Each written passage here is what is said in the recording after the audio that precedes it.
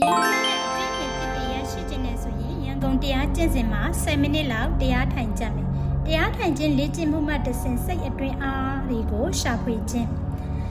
ထိုရင်သိမြင်နိုင်စွမ်းတွေရှိမယ်။ကိုချင်းစာတရားတွေရှိမယ်။အာယုံစူးစိုက်နိုင်မယ်။တရားထိုင်ခြင်းကစိတ်အားကိုအားကောင်းအောင်ဝေးမြူသောလေ့ကျင့်မှုဖြစ်တယ်။အားကစားလုပ်ရင်မိမိရဲ့ကျန်းမာရေးကောင်းမွန်တယ်လို့ပဲတရားထိုင်နေမိမိရဲ့အတွင်းစိတ်တွေအားကောင်းလေမှာအားကောင်းလာစေပါတယ်။ပျော်ရွှင်ချမ်းမြေ့သောတရားထိုင်ခြင်းပျော်ရွှင်ချမ်းမြေ့မှုကိုမျှဝေခြင်းဘသူမဆိုလုံနိုင်သောဖက်ထုတ်ခြင်းတရားကျင့်စဉ်အင်အားတွေရရှိလာမယ်အကောင်းမြင်စိတ်တွေရှိလာခြင်းကျန်းမာရေးကောင်းလာပြီးယောဂတွေခုခံလာနိုင်တယ်အတော်ကိုကောင်းလာပါတယ်အားအင်တွေလည်းလှုပ်ရှားနိုင်တယ်အလွန်ဒီအထီးရရှိလာတယ်ဘလို့လုပ်ပြီးတော့ဒီလက္ခဏာတွေဖြစ်ပေါ်လာလဲဆိုတာကိုအံ့ဩမိတယ်ကြီးမားသောအကျိုးသက်ရောက်မှုဖက်ထုတ်ခြင်းတရားကျင့်စဉ်ပြုလုပ်ပြီးနောက်မှာလုပ်ငန်းတွေကကျမရဲ့အရေးအချင်းတွေတိုးတက်လာပြီးတော့စူပါစတာဆိုသောနာမည်ပြောင်ရသည့်အထီးကိုတိုးတက်လာပါတယ်အတော်ဆုံး top % ထဲမှာလည်း top 5% ထဲမှာပါတယောက်ဖြစ်လာခဲ့ပါတယ်မကြသေးခင်က voice presentation ကိုလည်းယာတူးတိုးနိုင်ခဲ့ပါတယ်အကောင်းမြင်စိတ်ဖြစ်ပြောင်းလဲလာခြင်းနေ့ရက်တွေတောက်ပလာခြင်းကလေးတယောက်လိုအပူပင်ကင်းပြီးတော့နှစ်ချိုက်စွာအိပ်ပျော်ပြီးတော့အမြဲပြုံးတက်လာခဲ့ပါတယ်စိတ်ဓာတ်ကြရာတွေဝယ်ပြောက်သွားပြီးတော့အခက်အခဲဆုံးဖြတ်ချက်တွေလည်းအလွယ်တကူဆုံးဖြတ်လာနိုင်ခဲ့ပါတယ်အသစ်တပံပြန်လဲမွေးဖွားလာစလို့ခံရတဲ့လူချင်းခဲ့တော့အေးချမ်းမှုကိုလည်းရှာတွေ့ခဲ့ပါတယ်တကယ်ကိုဘဝအစစ်ကငြိမ်းချမ်းသာရမှုတရားထိုင်ခြင်းကကျွန်တော်ကိုပြောင်းလဲစေတော့အကောင်းဆုံးသောရွေးချယ်မှုတစ်ခုဖြစ်ခဲ့တယ်စိတ်သာယာအေးချမ်းလာပြီးတော့စိတ်ကိုအနာပေးသောနီလန်းတစ်ခုကိုတွေ့ရှိခဲ့တာဖြစ်ပါတယ်မိမိပြုစုပြောထောင်သောစိတ်ဆိုတာကတော့လူတွေနဲ့အစဉ်ပြေပြေနေထိုင်ခြင်းသောစိတ်မိမိရဲ့ဘဝနဲ့ပတ်သက်ပြီးယုံကြည်မှုရှိခြင်းအခုအချိန်လေးအတွင်းမှာပဲအာယုံစိုက်နိုင်မှုအားစိတ်ပူပန်မှုစိတ်အနှောက်အယှက်မရှိသောအေးချမ်းသာယာပြီးလွတ်လပ်သောစိတ်နောင်တဆိုတာမရှိသည့်အထည်ဆုံးဖြတ်နိုင်သည့်ဉာဏ်ပညာစီလုံးညီညွတ်သောမိသားစုဖန်တီးခြင်းမိမိကိုယ်ကိုတိတိကျကျသိမြင်ခြင်းငါကရောလောကကြီးရဲ့သဘောတရားကိုသိမြင်ခြင်းလူအများနဲ့အစဉ်ပြေပြေနေထိုင်ခြင်းသောစိတ်ဖက်ထုတ်ခြင်းတရားကျင့်စဉ်တရားထိုင်ခြင်းကဘာကြောင့်ဖြစ်နိုင်ခြင်းရှိလဲလူအများနဲ့အစဉ်ပြေပြေနေထိုင်ခြင်းသူတရားထိုင်မှုစတင်ခြင်းမိမိရဲ့ဘဝကိုပြန်လည်သုံးသပ်ကြည့်မယ်အစဉ်မပြေမှုအာနာဝန်လေးမှုတိတ်ကတိကောက်စသည့်အပြန်အလှန်ဆက်ဆံမှုကိုပြင်ပန်းစေသည့်အကြောင်းရင်းတွေကိုစွန့်ပစ်တယ်ဘသူမဆိုအစဉ်ပြေပြီးတော့ယုံကြည်မှုရှိလာတဲ့နာဖြစ်လာပါတယ်တီးခံပြီးချွတ်နိုင်ရမယ့်အရာမဟုတ်ဘူးဖယ်ထုတ်ပြီးစွန့်ပစ်ရတယ်လေ့ကျင့်မှုငါ့ကိုကာယံထားတော့စိတ်တွေတက်တောင့်တက်တာရှိလာတော့ငကိုမူလငါရဲ့စိတ်တွေလူဆိုတာအစကတည်းကပျော်ရွှင်စွာစိတ်နဲ့ပြိုင်ဘက်ကင်းသောအရေးရှင်းတွေဖြင့်မွေးဖွားလာခဲ့ကြပေမဲ့စုပုံလာသောအတွေ့တွေကကာယံထားတဲ့အတွက်ကြောင့်အဲ့ဒီစိတ်ဆွမ်းအားတွေကိုမဖော်ထုတ်နိုင်ကြခြင်းဖြစ်ပါတယ်စိတ်ကိုဖယ်ရှားလေလေမူလစိတ်ကပေါ်လာပြီးစိတ်ဆွမ်းအင်တွေတိုးပွားလာပါမယ်အားကစားဆိုတာအမှန်တကယ်နီးလန်းတစ်ချက်လောက်ပါမှရလက်ကောင်ထွက်တယ်လို့ပဲစိတ်ဆွမ်းအားလေးကျင့်ခြင်းဆိုတာကလည်းနိစနစ်ကအရေးကြီးပါတယ်တစ်ချိန်လောက်လိုက်လို့ကြည့်ပါမလားရိုးရှင်းသောဖယ်ထုတ်ခြင်းတရားကျင့်စဉ်ရဲ့စိတ်ကိုဖယ်ထုတ်သောလေ့ကျင့်ကံမျက်လုံးလေးကိုမှိတ်ပြီးပန်းသီးတစ်လုံးပေါ်လာကြည့်ပါပန်းသီးကဓာတ်ပုံတစ်ပုံလိုပဲပေါ်လာတယ်မဟုတ်လားအတွေးထဲမှာပေါ်လာတဲ့ပန်းကြီးကိုအမှိုက်ပုံထဲသို့ဆွန့်ပစ်လိုက်ပါအချိန်တို့အတွင်းလေးမှာပဲခေါင်းထဲမှာရှိနေတဲ့ပန်းသီးဆိုတဲ့ဓာတ်ပုံကမရှိတော့ပါဘူးအဲ့လောက်အထိဖယ်ထုတ်ခြင်းတရားကျင့်စဉ်ရဲ့အစကလွယ်ကူပြီးတော့ရိုးရှင်းပါတယ်အမှိုက်ပုံထဲကိုဆွန့်ပစ်လိုက်လေရင်စိတ်ထဲမှာမရှိတော့ပဲတီးခံပြီးတော့ရှိုးနှိမ်ထားသောစိတ်တွေကိုဆွန့်ပစ်လိုက်ထားပါပဲဖြစ်ပါတယ်မိမိရဲ့စိတ်ကိုစိတ်ဖြစ်စေမှုပူပန်မှုပြန့်လွင့်နေသောအတွေ့တွေစိတ်ညှိုးနှွမ်းမှုတွေစသည်တို့သည်နေတိုင်းတစ်ခုချင်းစီဆွတ်ပစ်သောလေ့ကျင့်ခန်းကိုလုပ်မယ်ဆိုရင်ဘယ်လိုလဲ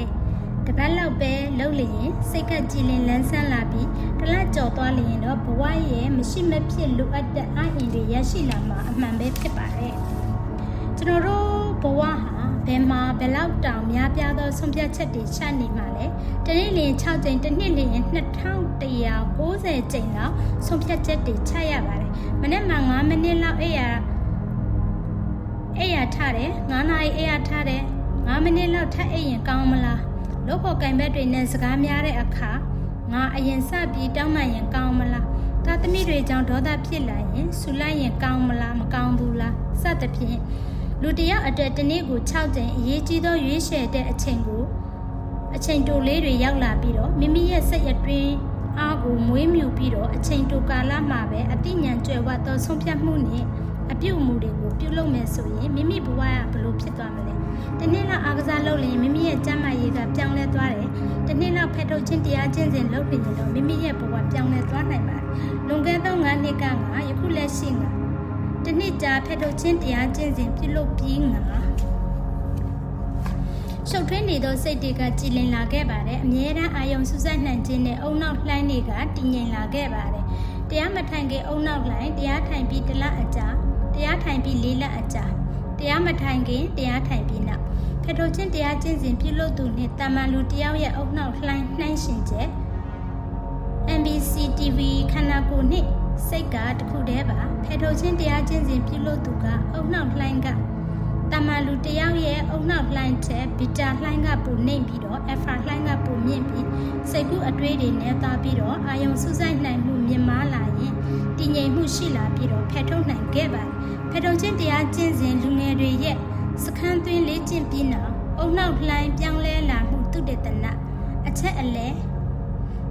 နန်းဆန်အလဲတန်းကျောင်းပါမောက္ခလီဒေါ်ရှူဤသုတေသနအဖွဲ့မှာ19ရက်ကြာတရားထိုင်ခဲ့တဲ့လူငယ်အဖွဲ့ရဲ့စိတ်တည်ငြိမ်ပြီးအာယုံစူးစိုက်မှုကိုတိုးတက်သောရလဒ်ကိုပြသခဲ့ပါတယ်။ယခုပဲရန်ကုန် Meditation Center မှာသင်သွင်းလိုက်ပါ61သောအသင်းဝင်များဟာကြိုတင်စင်သွင်းကြပါတယ်။ကြိုတင်စင်သွင်းခြင်းဖြင့်အဆင်ပြေသောလမ်းညွှန်မှုကိုရရှိနိုင်ပါတယ်။ program တစ်ခုကိုတစ်လချင်းစီလှုပ်ဆောင်သွားပါတယ်။ရန်ကုန်တရားကျင့်စဉ်မှာမိမိအားတဲ့အချိန်ကိုလာရောက်ညှိနှိုင်းဆွေးနွေးနိုင်ပါတယ်။ room number 1317လွှာဘရင်နောင်တာဝါ 2B ကမာယုမြို့နယ်ရန်ကုန်မြို့3993356986ဖြစ်ပါတယ်။အစဉ်ပြေသောအချိန်ကာလမနေ့9နာရီနေပြီးတော့ညနေ9နာရီအထိပရက်မရှိဖွင့်ထားပါတယ်။ဒီနေ့လ9ကြိမ်လုပ်လို့ရပါတယ်။မိမိအစဉ်ပြေသောအချိန်နဲ့ဝင်ရောက်နိုင်မှာဖြစ်ပါတယ်။တူးချင်းစီကန့်ညီသောဆွေးနွေးမှုတွေလည်းရှိပါတယ်။သူကတည်ရင်ဘယ်ကိုသွားတယ်လဲလောကမှာအစစ်အမှန်လောကနဲ့အတုအယံလောကဆိုတာရှိပါတယ်။အစစ်အမှန်လောကမှာကြည့်ရင်လောကကသဘာဝအတိုင်းအားလုံးလူကတည်ရင်ဘယ်ကိုသွားမလဲဆိုတာအားလုံးသိနိုင်ပါတယ်။လောကကလူကတော့မိမိရဲ့စိတ်လောကဖြစ်တဲ့အတုအယံလောကမှာပိတ်မိနေပြီးသိဆုံးနေသည်ဘာမှမသိနိုင်ပါဘူး။ဘာသာတရားအားလုံးကပြောသောအရာတွေကလည်းအစစ်အမှန်လောကကနေကြည့်ပြီးပြောခြင်းဖြစ်ပါတယ်။ဒီကျင့်စဉ်ကတော့အတုအယံလောကကိုဖျက်ဆီးပြီးစစ်မှန်သောလောကမှာတဖန်မွေးဖွားလာသောထာဝရအသက်ရှင်သည့်နိလန်းကိုညွှန်ကြားပေးနေပါတယ်။သက်ရှင်နေတော့မှစစ်မှန်သောလောကမှာတဖန်မွေးဖွားလာသူကထာဝရရှင်သန်ခြင်းဖြစ်ပြီးအတုအယံလောကမှာရှိနေသောသူဆိုရင်တော့တည်ဆုံးခြင်းအပြင်မရှိပါဘူး။စစ်မှန်သောလောကအတုအယံလောကစကြဝဠာရဲ့ခန္ဓာကိုယ်နဲ့စိတ်အဖြစ်တဖန်မွေးဖွားလာလျင်ထာဝရအသက်ရနိုင်ပါတယ်။ဒီလောကမှာအရေးကြီးဆုံးအရာကဒီကျင့်စဉ်ပဲဖြစ်ပါတယ်။ဖက်ထုတ်ခြင်းတရားကျင့်စဉ်ကတော့လူသားစိတ်ကိုစကြဝဠာစိတ်အနေနဲ့ပြောင်းလဲပေးတာဖြစ်ပါတယ်။ငါကတစ်ချိန်ချိန်မှာတည်ဆုံးသွားပြီးပျောက်ကွယ်သွားမယ်ဆိုရင်ဘာအတိတ်ပဲဗတ်တန်ဖို့မှမရှိတော့ပါဘူး။စာဝတ်နေရေးကတော့ဘယ်သူမဆိုကြိုးကြိုးဆဆအလုပ်လုပ်ရင်းနဲ့စားနိုင်တောင်းနိုင်ကြပါတယ်။အလုပ်လုပ်ရင်မိမိကိုယ်ကိုကဲတင်တာကအရေးကြီးဆုံးပဲမဟုတ်လား။မိမိကိုယ်ကိုကဲတင်ဖို့ထက်ပိုအရေးကြီးဆုံးအရာမရှိပါဘူး။ဖက်ထုတ်ခြင်းတရားကျင့်စဉ်မှာတော့ထာဝရအသက်ရှင်သောနိလန်းရှိပါတယ်။အဲ့ဒါကတော့လူသားစိတ်ကိုဖက်ထုတ်ခြင်းပဲဖြစ်ပါတယ်။ဖက်ထုတ်ခြင်းတရားကျင့်စဉ်ဆိုတာလူသားစိတ်ကိုစကြဝဠာစိတ်အနေနဲ့ပြောင်းလဲတာဖြစ်ပါတယ်။ဖက်ထုတ်ခြင်းတရားကျင့်စဉ်ကတော့ပျော်ရွှင်ခြင်းဒေါသထွက်ခြင်းဝမ်းနည်းကြေကွဲခြင်းဝမ်းသာကြည်နူးခြင်းစိတ်ဖိစီးမှုစတဲ့လူသားစိတ်ကိုလုံးဝဖယ်ထုတ်ပြီးတော့ထာဝရစကြဝဠာစိတ်အဖြစ်ပြောင်းလဲ၍စကြဝဠာရခန္ဓာနဲ့စိတ်အနဲ့တဖန်ပြန်လဲမွေးဖွားလာတာဖြစ်ပါတယ်။စကြဝဠာစိတ်ကတော့အဆုံးအစမရှိဖြူစင်စစ်မှန်သောလေဟာနဲ့ဖြစ်ပြီးတော့အဲ့ဒီနေရာဟာထာဝရမတိုင်ကနေကရှိခဲ့ပါတယ်။ခုလည်းတည်ရှိနေပြီးထာဝရနောက်ပိုင်းမှာလည်းရှိနေပါတယ်။အမှန်တရားဖြစ်ပြီးတော့စစ်မှန်သောလောကဖြစ်ပါတယ်။လူသားစိတ်ဆိုတာကတော့လောကကိုဓာတ်ပုံရိုက်ပြီးမိမိကပြုလုပ်ထားသောအတုအယံစိတ်လောကမှာပဲဖြစ်ပါတယ်။ထိုလောကကလက်တွေ့အစစ်အမှန်လောကနဲ့တစ်ချက်တည်းတူညီနေလို့အစစ်အမှန်လောကမှာပဲအသက်ရှင်နေတယ်လို့မြင်မှားနေကြပါတယ်။ လူကအဲ့ဒီဓာတ်ပုံထဲမှာပဲအသက်ရှင်နေလို့အဲ့ဒီဓာတ်ပုံတွေကိုဖယ်ထုတ်လိုက်ရင်တော့စစ်မှန်သောစကြဝဠာဖြစ်လာပါတယ်အတုရောင်လောကအားလုံးပျောက်သွားပြီးရင်အစိမ့်မှန်လောကမှာတဖန်မွေးဖွားခြင်းကဖယ်ထုတ်ခြင်းတရားကျင့်စဉ်ပဲဖြစ်ပါတယ်တဖန်မွေးဖွားရင်ထာဝရမတည်တော့ပါဘူးစစ်မှန်သောလောကမှာမွေးဖွားရင်အားလုံးကလွတ်မြောက်ပြီးတော့လွတ်လပ်စွာထာဝရပျော်ရွှင်သောဘဝမှာနေထိုင်နိုင်ပါတယ်